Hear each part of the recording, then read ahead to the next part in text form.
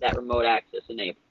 I mean, it's enabled by default. They all have it. You just have to know if if you got a friend who's got a voicemail you want to hear, or an answering machine message you want to hear, or you want to delete a message you sent.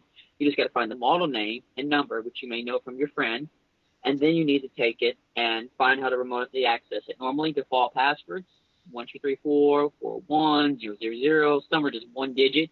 You'll figure all that out by the manual. Very unused, very old form of phreaking. It's been around since phreaking has been around. Yeah.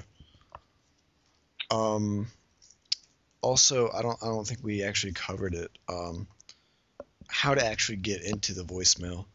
Um, a lot of a lot of voicemails are gonna have a remote access feature. I think almost every single cell phone now has a way to get into your voicemail from another phone.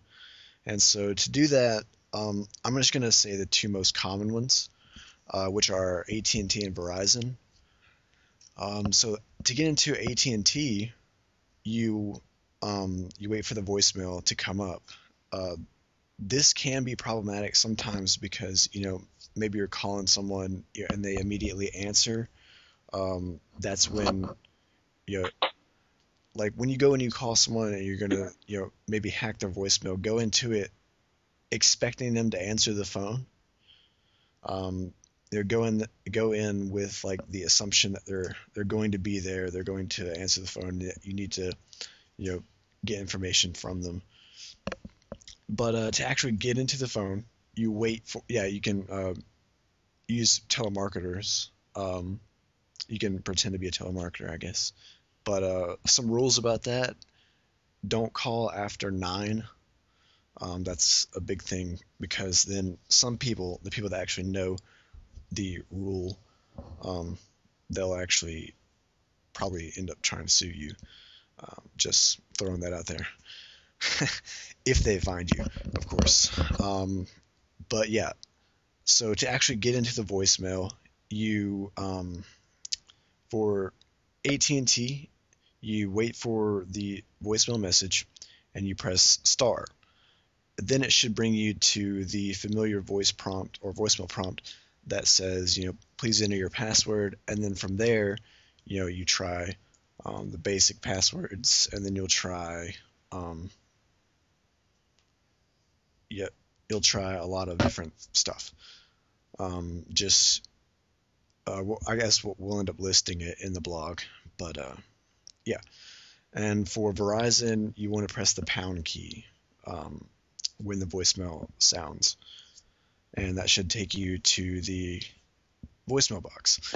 Now, of course, for Verizon, some of the default passwords are either the first 4 digits or the last 4 digits of the phone number.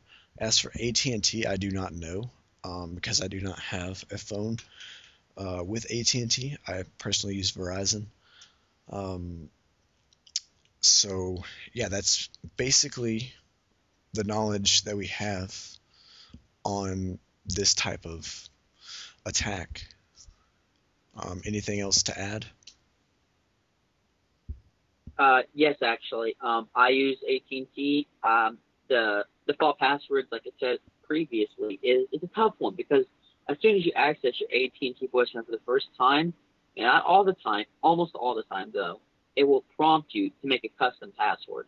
So very rarely does the default password work, but it does. It does work. And the Yeah. default password is 1234, 4 zeros, and 4 ones, or the three default passwords, I believe.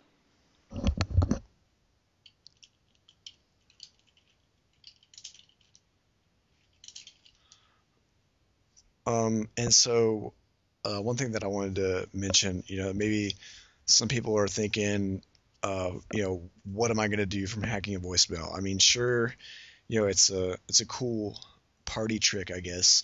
You say, oh, I can hack your voicemail, and then people are like, oh, really? That's cool. But you're thinking, yeah, what sort of use do I have with this? And it was mentioned in the podcast before this one. But what you can do is you can use it really for doxing purposes.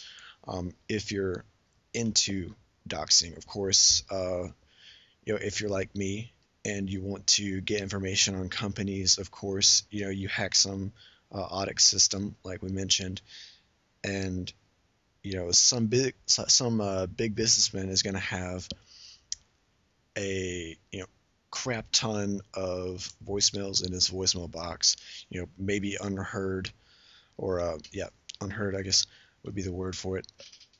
And so maybe they have tons of information in that voicemail box that you can use. Um, and you can really learn a lot from hacking into people's voicemail boxes. Anything Um, else? One thing also, yeah, something a lot of people don't know. A lot of people don't use this often. It's just a very unusual. You can actually forward messages from the hacked voicemail to someone else's phone. Very nice way if you want to send, honestly, completely untraceable. It'd be so hard to trace this message if you really wanted to send. Like if you use Skype, hack the voicemail, and then send the voicemail to another Skype voicemail. That's like almost like that's incredibly encrypted. Basically communication between you and maybe a friend. You don't want something very sensitive said, but there will be a trace of the message going on that phone. But you can also use it for social engineering. Send a message from a manager saying, maybe give your intern an email, your fake intern an email from this company, and there you go. Yeah, that can also work too. Um, I think we've covered pretty much everything as far as voicemails go.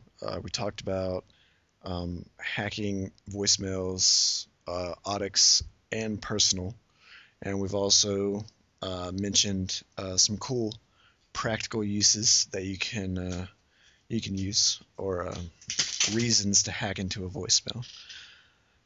And we've also heard a wonderful story from Ian that hopefully maybe be some inspiration, or maybe kind of like a warning to someone. Maybe if you get a call from someone suspicious at like 1 o'clock in the morning, yeah, that's a big red flag right there.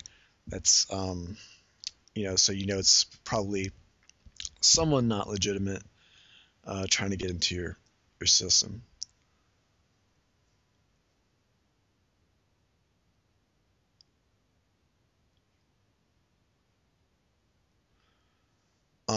So yeah, this has been podcast episode 3 for social hacks. This has been a podcast episode 3 for social hackers. The next episode will I'm not really sure what it'll be about. I guess it'll be surprising. We'll just surprise you all about what the next episode will be. So I hope you enjoyed this one. I know that we have covered a lot of information, but like I said before, we will be posting all the information in the blog, and also try to have subtitles for this, for those that maybe want to copy and paste it somewhere and save it, so you don't have to listen to the podcast more than once. All right, so thank you for listening, and I hope you tune in again. Have a good night.